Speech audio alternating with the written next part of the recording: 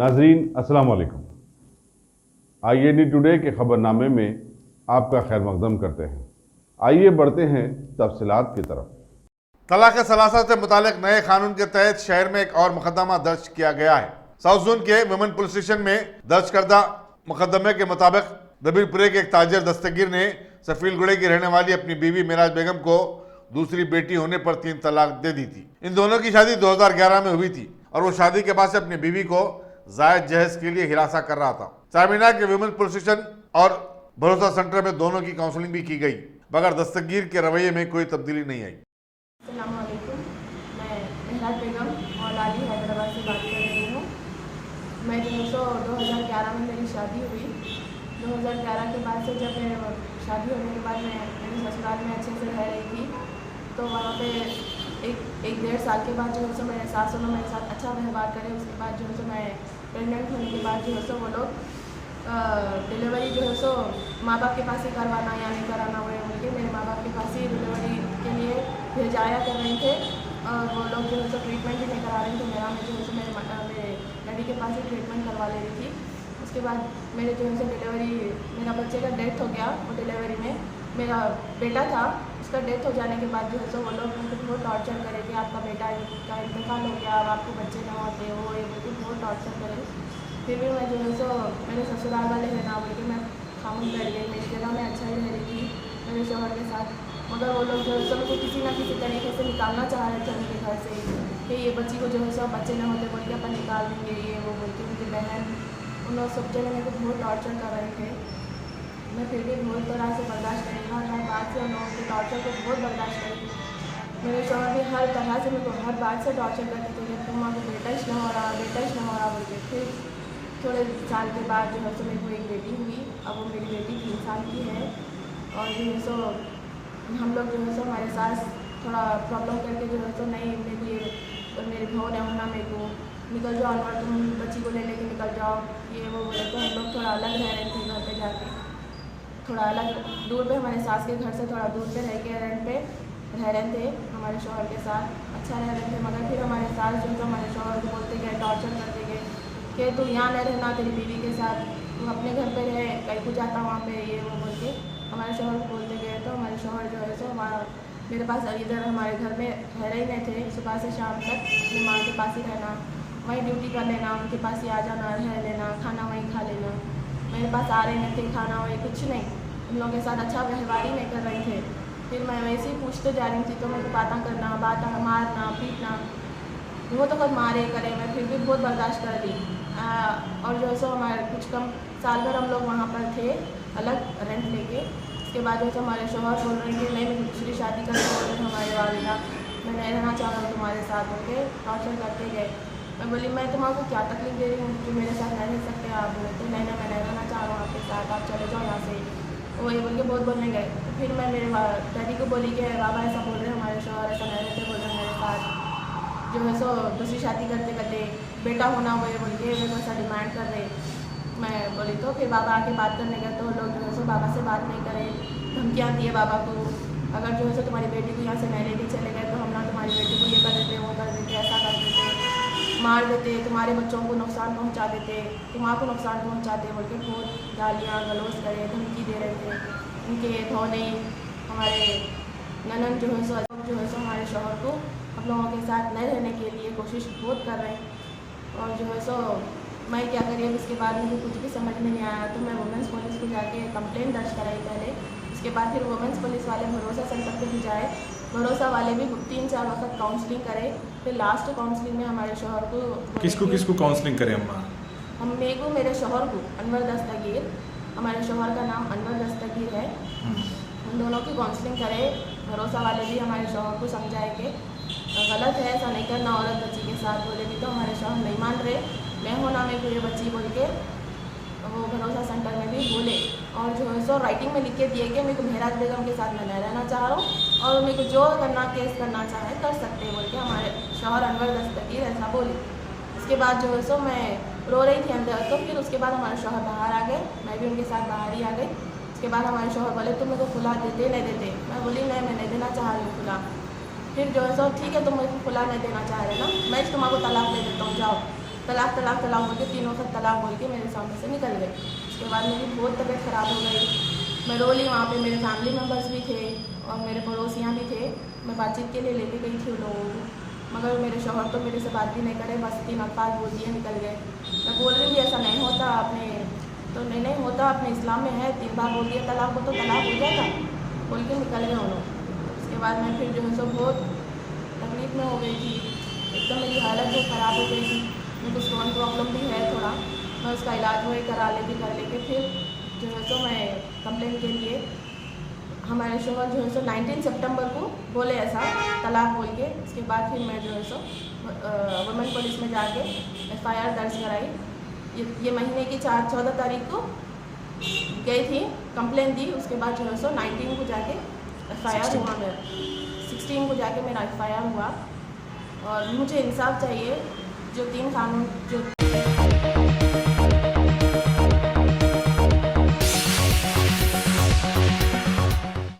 अक़लियतों की इंतहा पसंदी को लेकर चीफ मिनिस्टर मगरबी बंगाल ममता बनर्जी की तंबीह पर मजलिस सदर और हैदराबाद के पार्लियामेंट बैरिस्टर असदुद्दीन ओवैसी ने ममता बनर्जी पर पलटवार किया और कहा कि तृणमूल कांग्रेस की रियासत में मुसलमानों की जो हालत है उससे मगरबी बंगाल की तरक्की आश्कार होती है। कूच बिहार में अपनी तकरीर में ममता बनर्जी ने आवाम से कहा था कि वो हैदराबाद के लोगों की इंतहा पसंदी और उनकी बातों पर कोई तवज्जो न दें।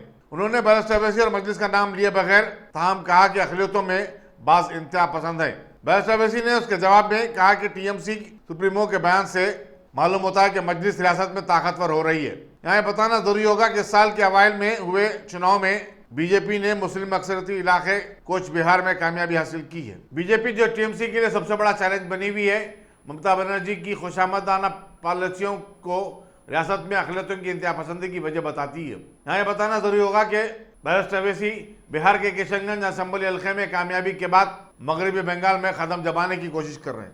मुसलमानों की वोटों की वजह से जीते, आप डेटा है उसको प्रूव करने के लिए, और आप बीजेपी को नहीं रोक पाते। 18 से बीजेपी जीतती, मैं तो लड़ा नहीं, अब लड़ूंगा असेंबली का इलेक्शन। तो आप उस पर बोलिए ना। मुसलमानों के जो educational, social, human development indicators है सबसे वर्स्ट है। इतने सालों से अब सरकार में आपने क्या किया? तीसरी बात यह कि इनको समझना पड़ेगा कि मुसलमान अब बदल चुका है। मुसलमानों के भी एस्पिरेशन है एम्पावरमेंट के, और अगर आप कोई इफ्तार पार्टी करेंगे या सर पे टोपी पहनेंगे या अपने सर को ढांक कर समझेंगे कि हम खुश रहेंगे, नहीं है। ये चीजें हमको लुभाने वाली नहीं है।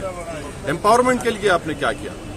और एक्सट्रीम बोलते हैं कि आप दुकान चला रहे हैं कि आपके जो खिलाफ जाएगा वो एक्सट्रीम हो जाएगा और बीजेपी के खिलाफ जाएगा वो जिना हो जाएगा। मुझे हिंदुस्तान के संविधान पर अटूट भरोसा है और रहेगा। मेरी लड़ाई कॉन्स्टिट्यूशनल राइट्स की है, एम्पावरमेंट की है, और मुझे इससे कोई फर्क नहीं पड़ता। बल्कि मैं तो थैंक यू बोलूंगा चीफ मिनिस्टर को कि उनकी जबान पर मेरा नाम आ गया, मेरी पार्टी का नाम आ गया और वो फ्रस्ट्रेशन और डर का शिकार हो चुकी है। अरे हर कोई हमको टारगेट कर रहा है। किसी के घर में भैंस दूध नहीं दी, हम जिम्मेदार। किसी के घर में मुर्गी अंडा नहीं दी, हम जिम्मेदार। हाँ, हर जगह की जिम्मेदारी हम पर है। फिर आकर पूरे देश में अगर कोई एक्सट्रीम है तो ओवैसी है। और आप जो बीजेपी को नहीं रोक पा रहे हैं अपने स्टेट में, वो आपको नजर नहीं आता क्योंकि आप में एरोगेंस है, गुरूर है। आप नीचे मुंडी करके देखना नहीं चाहती हैं अपने सर को, तो आपको लगता है कि उस पर जिम्मेदारी डाल दो। जब नंदीग्राम हुआ था, हिंदुस्तान से सिर्फ 2 MP गए थे नंदीग्राम को। ममता बनर्जी को याद रखना चाहिए, मैं और अब्दुल वहाब साहब मुस्लिम लीग के, कोई नहीं गया था। फायरिंग हो रही थी, हम लोग मोटरसाइकिल पर गए थे। उस वक्त इनको जब याद था, ये छोड़ दीजिए, ये तो इनका फ्रस्ट्रेशन है।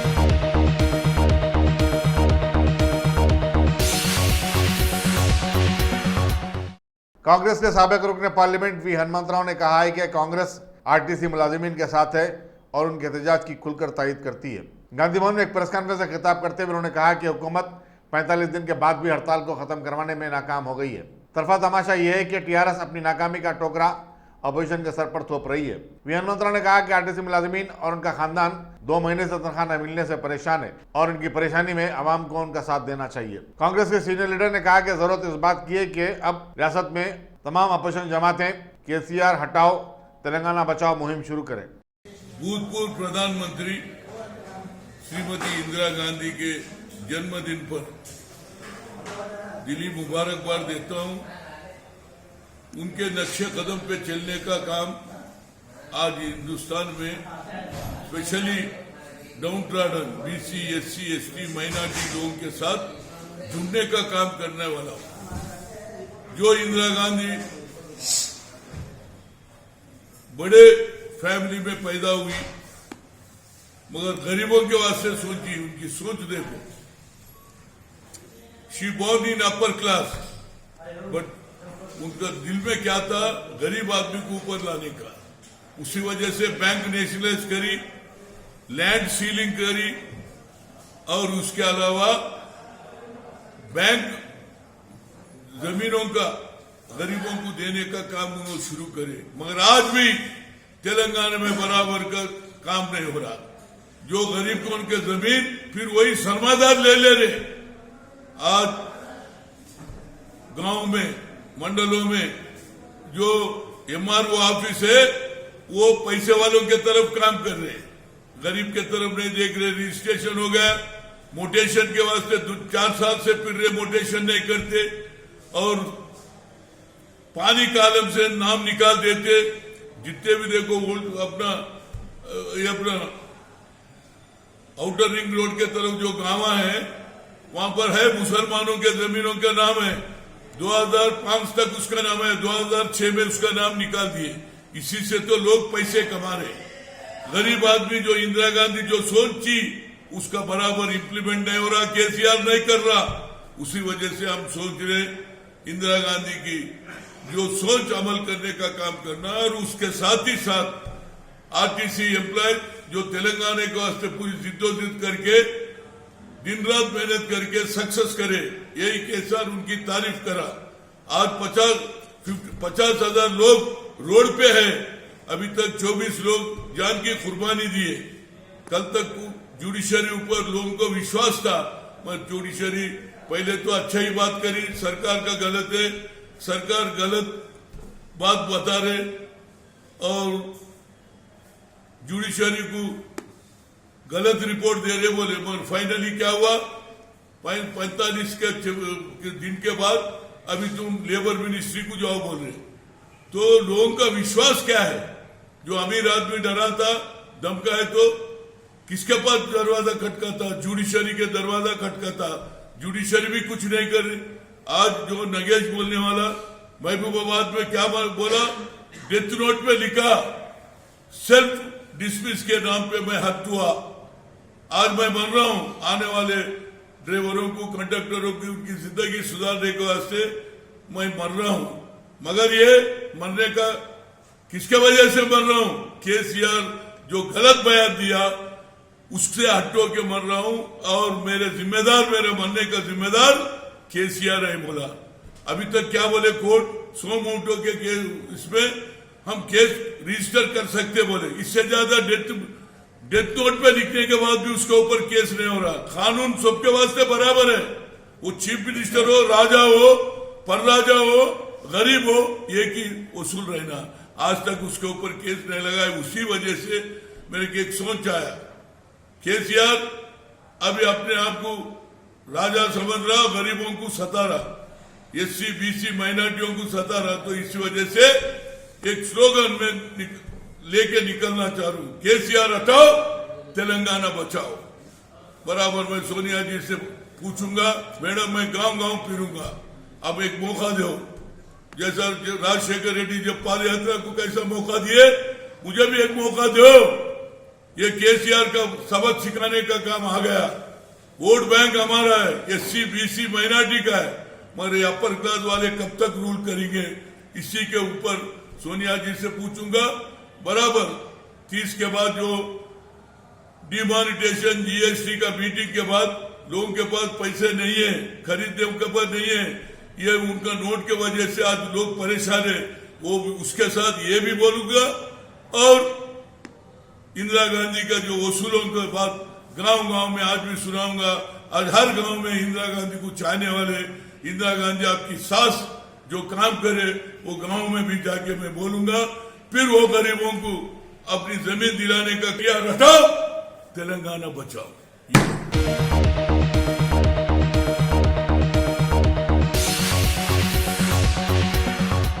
क्या आपने उम्रा का इरादा कर लिया है तो फिर अकबर ट्राइबल सर्विसेज को तरजीह दें। हज उम्रा करने वालों के लिए क्वालिटी सर्विस ऐसी कि आप मुद्दतों भुला ना पाएं और इंडिविजुअल्स की सहूलत भी। इंटरनेशनल और domestic air ticketing, visa endorsement, visit visa, immigration और पासपोर्ट ऑनलाइन की सहूलत भी दस्तयाब है। हर माह उम्रा के 2 ग्रुप्स रवाना होंगे। मक्के शरीफ और मदीने मुनव्वरा में बिल्कुल करीब क़याम, तीनों वक्तों पर हैदराबादी ग़िज़ाएं, लग्जरी होटल में क़याम, एसी बसें, ज़ियारतों की सहूलतें, आपके सफ़र से जुड़ी तमाम ज़रूरी उमूर की बेहतर से बेहतर खिदमात की पेशकश लिए। Managing director Syed Shah Mujahid Hussaini, Akbar tribal services, Salarjung complex, Diwan जोड़ी, हैदराबाद।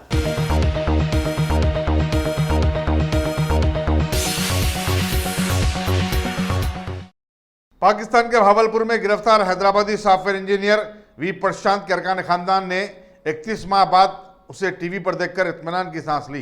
कोकटपल्ली में रहायश पुजीर प्रशांत के वालिद बाबूराव ने उम्मीद जाहिर की कि वजारत खारिजा की मदद से वो अपने बेटे से मुलाकात करने में कामयाब होंगे। 30 साला प्रशांत 11 अप्रैल 2017 को घर से निकला था लेकिन वापस नहीं आया। 29 अप्रैल को पुलिस में उसकी गुमशुदगी की रिपोर्ट दर्ज करवाई गई थी। पाकिस्तानी मीडिया ने उसे भारतीय जासूस बताया है लेकिन उसके अरकान खानदान ने इसकी तरदीद की है।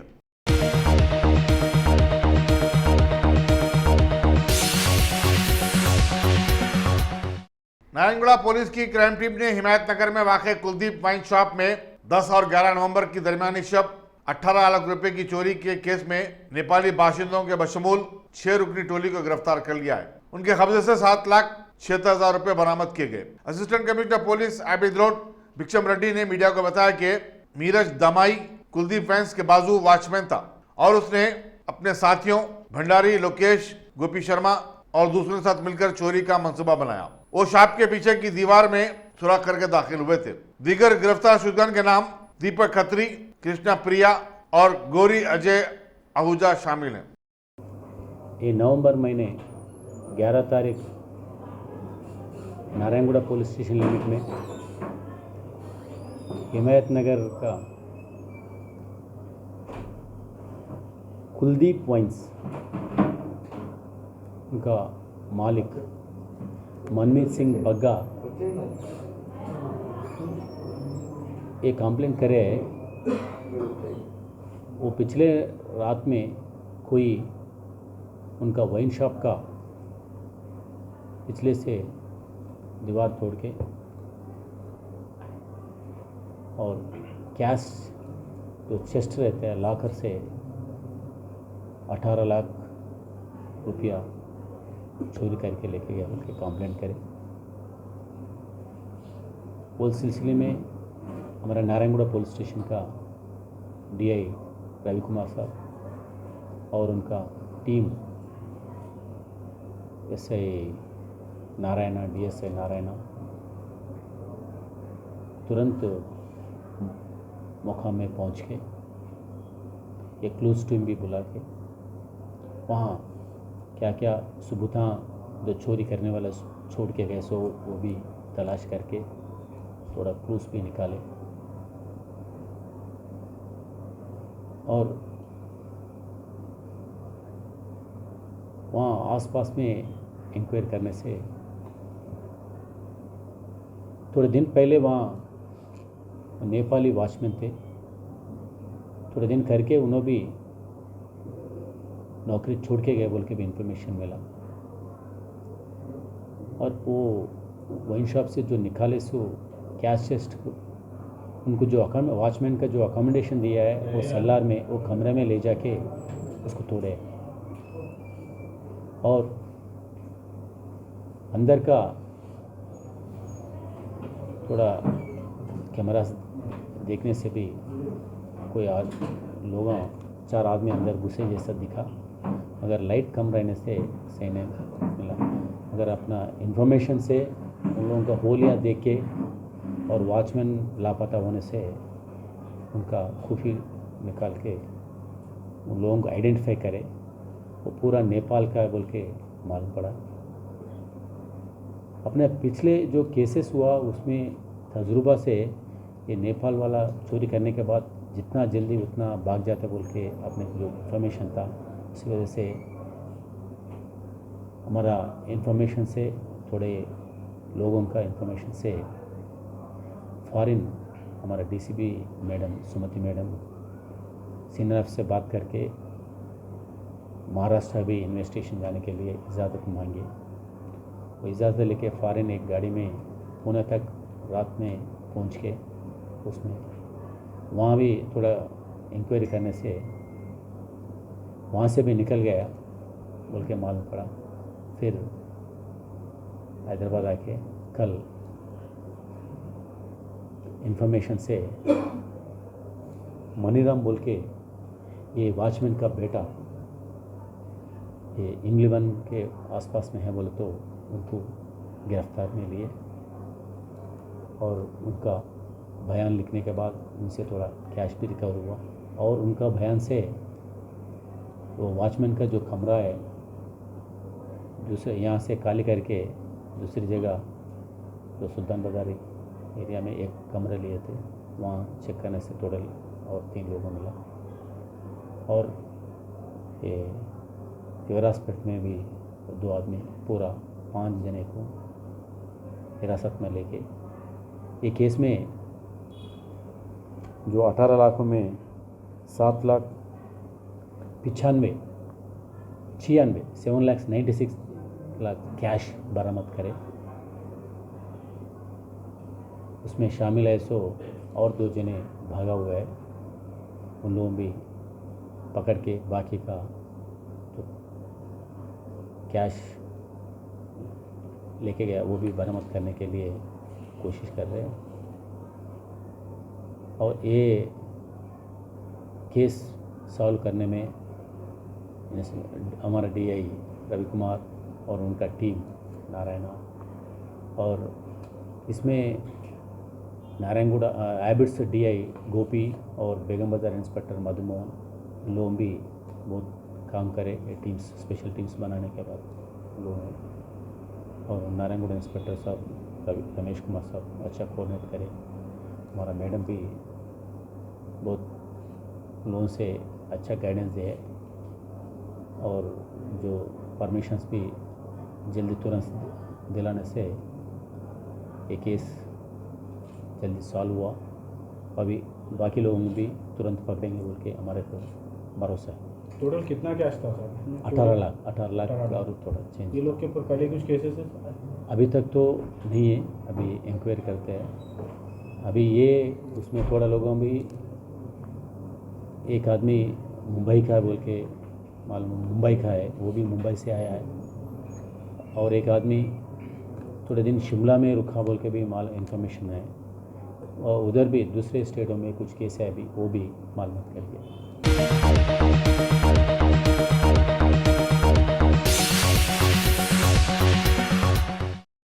शादनगर के करीब कौमी शाहराह 44 पर एक तेज रफ्तार कार के डिवाइडर से टकरा जाने और सड़क की दूसरी जानिब गिरने के नतीजे में एक शख्स हलाक और दीगर 3 अफराद जख्मी हो गए। पुलिस शादनगर के मुताबिक तमाम मुसाफिरीन हैदराबाद से जड़चल्ला की तरफ जा रहे थे।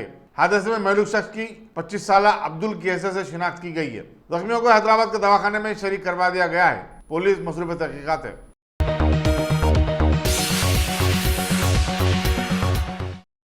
Top selection computers. अगर आप टेक्नोलॉजी के दौर में रहते हुए टेक्नोलॉजी से दूर हैं तो सोचिए मत, आइए एक बार खिदमत का मौका दीजिए। हमारे यहाँ branded computers Dell, HP, Lenovo, laptop accessories उम्दा क्वालिटी निहायती वाजबी दाम पर दस्तयाब है। स्कूल, कॉलेज, कॉर्पोरेट, ऑफिस वगैरह में बल्क क्वांटिटी में सप्लाई की जाती है। इसके साथ साथ हमारे यहाँ माहिर टेक्नीशियंस की निगरानी में रिपेयर की सहूलत भी मौजूद है। अगर आप अपने घर, दुकान, सोसाइटी, स्कूल वगैरह को सेफ और क्राइम फ्री बनाना चाहते हो तो इंस्टॉल कीजिए CCTV कैमरा जो HD क्लियरिटी के साथ दस्तयाब है। गुज़िश्ता 10 साल से मुल्क भर में अपनी इन तमाम खिदमात को जारी रखते हुए आपके एतमाद को बरकरार रखने वाला नाम top selection computers, Vijayanagar colony, beside Riyan hotel Hyderabad, director Syed Rashid Ali, phone 9849715954। Tripathi भी करोड़पति है, जिनके असासजात की मालियत 53 करोड़ रुपए। उनका हल्के से मुकाबला करने वाले जेवीएम तांत्रिक पार्टी के राजपाल अब्दुल्लापुर में खातून तहसीलदार विजय रेड्डी की मौत के बाद अब सिर्फ माल ही नहीं बल्कि दूसरे मौके में भी मुलाजिमीन में शशि भूषण पर दहशत फैली हुई है। के खतरे समेत कोई आदम के मुकदमा और उन्हें मार डाले चलाते हैं। करीमनगर जिले में इलेक्शन रिपोर्ट के मुलाजिम में शामिल हुए थे। ने तो अपने दफ्तर में एक बोर्ड आवेदन कर दिया, इस पर लिखा हुआ है कि वो राष्ट्रीय इक़्तिदार नहीं है और न ही रिश्वत तलब करता है। आगाज होगा।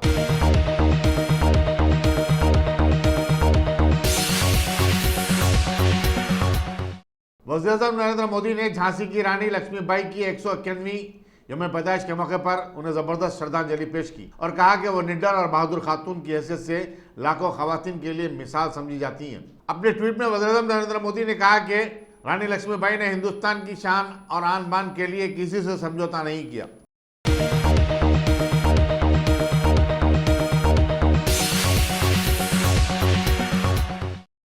दिल्ली हाईकोर्ट ने इन्फोर्समेंट डायरेक्टोरेट की जानिब से साबिक वजीर फाइनेंस पी चिदम्बरम की दरखास्त जमानत के अहकाम में तरमीम की दरखास्त को मुस्तरद कर दिया।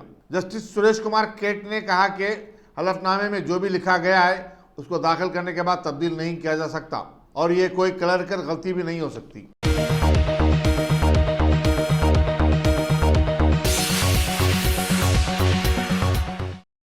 झारखंड असेंबली इंतखाबात के लिए पहले मरहले की रायदही 30 नवंबर को मुकर्रर है। चुनाव मैदान में बीजेपी के 13 के मुकाबला 10 उम्मीदवार करोड़पति हैं। बीजेपी और झारखंड विकास मोर्चा प्रजातांत्रिक ने भी 13 उम्मीदवार उतारे हैं। कांग्रेस के 6, झारखंड मुक्ति मोर्चा के 4 और राष्ट्रीय जनता दल के 3 उम्मीदवार मुकाबला कर रहे हैं। इन तीनों जमातों ने असेंबली चुनाव के लिए एक इत्तेहाद बनाया है। दलतानगंज से कांग्रेस के उम्मीदवार के त्रिपाठी भी करोड़पति हैं, जिनके असासजात की मालियत 53 करोड़ रुपए है। मनका हल्के से मुकाबला करने वाले जेवीएम तांत्रिक पार्टी के राजपाल सिंह सबसे गरीब उम्मीदवार हैं। उनके पास सिर्फ 8,71,000 रुपए के असासे हैं। पंकी से बीजेपी के उम्मीदवार शशि भूषण पर एक टीचर के कत्ल समेत 11 मुकदमात हैं। वो रांची में एक स्कूल भी चलाते हैं। इंतखाबात से ऐन कबल वो बीजेपी में शामिल हुए थे।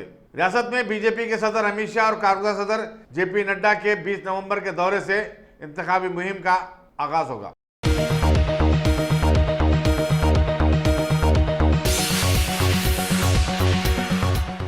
पुडुचेरी की एक 12 साल लड़की को जो अपने वालिद के साथ आई थी, अयप्पा मंदिर में दर्शन की इजाजत नहीं दी गई। क्यू बुकिंग में लड़की की उम्र 10 साल लिखी गई थी, लेकिन पुलिस ने जब उसका आधार कार्ड चेक किया तो उसकी उम्र के 12 साल होने का पता चला। चुनाचे उसे पंबा से मंदिर के कॉम्प्लेक्स की तरफ बढ़ने से रोक दिया गया। लड़की के वालिद और दीगर रिश्तेदारों को सबरीमाला के हालात और कवायद और कानून से वाकिफ करवाया गया। मंदिर की रिवायत की तायद करते हुए केरला की एक 9 साल लड़की मंदिर के कॉम्प्लेक्स में पहुंची, जिसके गले में एक तख्ती थी। उस पर लिखा गया था कि वह इंतजार के लिए तैयार है। 50 साल की उम्र के बाद मंदिर को दर्शन के लिए आएंगी। पंबा कैंप मंदिर कॉम्प्लेक्स से 5 किलोमीटर दूर है। जारिया सीजन के लिए मंदिर को 16 नवंबर को खोला गया। सुप्रीम कोर्ट ने तमाम उम्र की औरतों को मंदिर में दाखिले का हुक्म दिया है, लेकिन उसके बावजूद बीजेपी के हंगामे के सबब हुकूमत सुप्रीम कोर्ट के हुक्म पर अमल नहीं कर रही है। इसी दौरान वजीर हिंद वक़ाफ के सुरेंद्रन ने कहा कि सबरीमाला को एहतजाजी और जवाबी एहतजाज का मरकज नहीं बनाना चाहिए।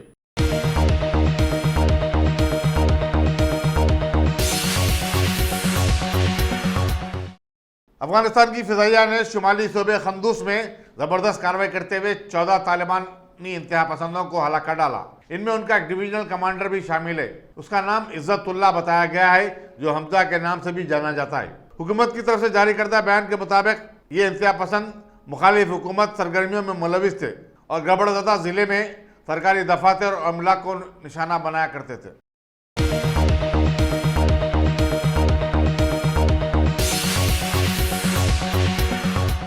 अगर आपने हमारे चैनल को सब्सक्राइब नहीं किया है तो आपको यहाँ सब्सक्राइब बटन दिख रहा है, उसे क्लिक करिए और सब्सक्राइब कीजिए और साथ ही साथ बेल आइकॉन को भी क्लिक करिएगा, जिससे कि आपको ताज़ा अपडेट मिलते रहें।